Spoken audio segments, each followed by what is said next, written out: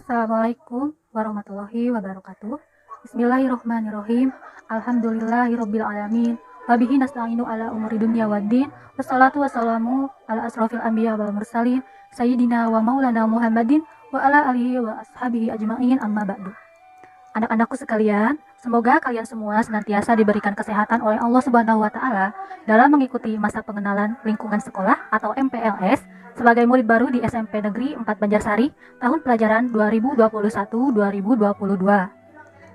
Anak-anak, kalian tetap diharapkan untuk selalu menaati protokol kesehatan yaitu 5M. 1. Selalu memakai masker, selalu mencuci tangan dengan sabun atau hand sanitizer, menghindari jarak minimal 1 meter, menghindari kerumunan, juga mengurangi mobilitas. Sekiranya tidak ada kepentingan yang mendesak, sebaiknya anak-anak tidak bepergian. Baik, anak-anak, terlebih dahulu sebaiknya Ibu memperkenalkan diri. Saya Ibu Helda Lindari SPD, yang sehari-harinya sebagai guru pendidikan agama dan budi pekerti. Khususnya pada tahun pelajaran ini, saya mengajar seluruh kelas di SMP Negeri 4 Banjarsari. Mulai dari kelas 7, kelas 2, atau kelas 8, mulai dari kelas 7, kelas 8, dan kelas 9. Anak-anakku sekalian, murid baru SMP Negeri 4 Banjarsari, pada kesempatan hari ini Ibu akan menyampaikan materi pendidikan karakter dan pendidikan mental. Perlu diketahui, pendidikan karakter adalah suatu usaha manusia secara sadar dan terencana untuk mendidik dan memberdayakan potensi peserta didik guna membangun karakter pribadinya sehingga dapat menjadi individu yang bermanfaat bagi dirinya dan lingkungannya. Pendidikan ini bisa dilakukan di lingkungan keluarga, sekolah, dan lingkungan sekitar dengan memanfaatkan berbagai media. Bahkan, lingkungan sangat menentukan kualitas hidup kita. Jika lingkungan kita mendukung untuk terbentuknya karakter yang baik, akhlak mulia, maka kita akan tumbuh menjadi anak yang berakhlak baik juga. Bahkan, dalam satu teori, untuk menentukan anak ini baik atau buruk, kita dapat melihat dari lingkungannya. Selanjutnya, pendidikan karakter memerlukan metode khusus agar tujuan pendidikan karakter dapat terwujud. Di antaranya, pertama, metode keteladanan.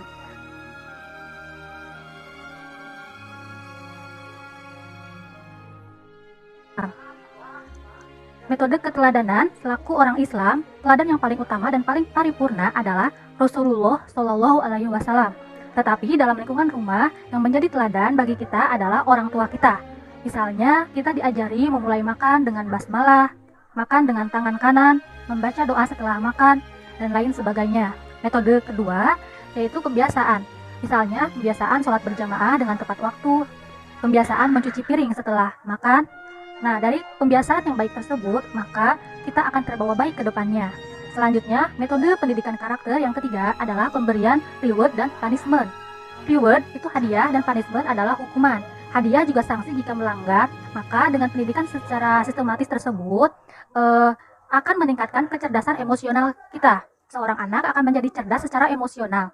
Seseorang akan lebih mudah dan berhasil menghadapi segala tantangan dan berhasil dalam mencapai prestasi akademisnya jika secara terbiasa menerapkan sistem hadiah dan hukuman dalam kehidupannya.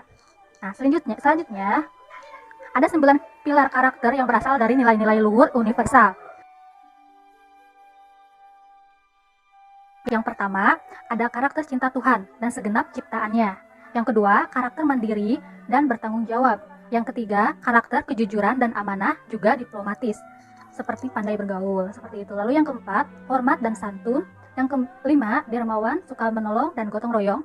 Yang keenam, percaya diri dan pekerja keras. Yang ketujuh, kepemimpinan dan keadilan. Yang kedelapan, baik hati dan rendah hati. Dan yang kesembilannya yaitu toleransi dan perdamaian.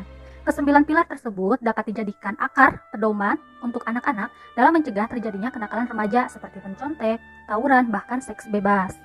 Nah, baik anak-anak, selanjutnya Ibu akan menjelaskan tentang pendidikan mental. Mental ini erat hubungannya dengan moral, yaitu kepribadian, yang tercermin dalam sikap dan perbuatan kita. Untuk pembinaannya, mental ini yang terpenting dan yang paling dasar adalah pendidikan agama. Pendidikan moral yang paling baik terdapat dalam agama, karena dalam agama itu memuat nilai-nilai moral yang dapat dipatuhi oleh penganutnya dengan kesadaran tinggi dan penghayatan tinggi, tanpa ada unsur paksaan dari luar. Datangnya dari keyakinan beragama. Jadi, kalau kita yakin dengan agama kita, maka kita akan rajin sholat, rajin bersedekah, rajin membantu orang lain. Oleh sebab itu, keyakinan itu harus dipupuk, ditanam sedari kecil, sehingga kalian menjadi bagian yang tidak terpisah dari kepribadian sampai kalian dewasa. Kalian sekarang di usia remaja ditandai dengan gejolak kejiwaan yang berimbas pada perkembangan mental dan pikiran, emosi, kesadaran sosial, pertumbuhan moral, sikap dan kecenderungan serta pada akhirnya turut mewarnai sikap keagamaan yang dianut oleh kalian atau dalam cara beribadah. Jadi semua itu mewarnai keberagaman keagamaan anak-anak sekalian. Nah, kembali di awal tadi kita perlu memilih teman, memilih lingkungan yang membawa kita menjadi pribadi yang lebih baik. Contohnya, di SMP Negeri 4 Banjarsari terdapat pendidikan karakter dan mental yang sudah dilaksanakan seperti sholat berjamaah, tadarus Al-Quran. Kemudian ketika anak-anak datang ke sekolah disambut oleh Bapak Ibu Guru dengan berjabat tangan kepada Bapak Ibu Guru. Juga adanya program pembagian takjil gratis ketika bulan Ramadan, silaturahmi seperti itu. Nah, tetapi mungkin itu bisa dilaksanakan jika kondisi sudah normal kembali.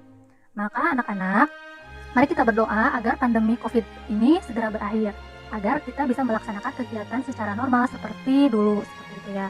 Nah, anak-anak, kiranya itu yang bisa Ibu sampaikan. Semoga kalian selalu diberi kesehatan oleh Allah Subhanahu wa Ta'ala dan pandemi COVID segera diangkat oleh Allah. Amin. Sehingga kita bisa segera bertemu dalam pembelajaran tatap muka.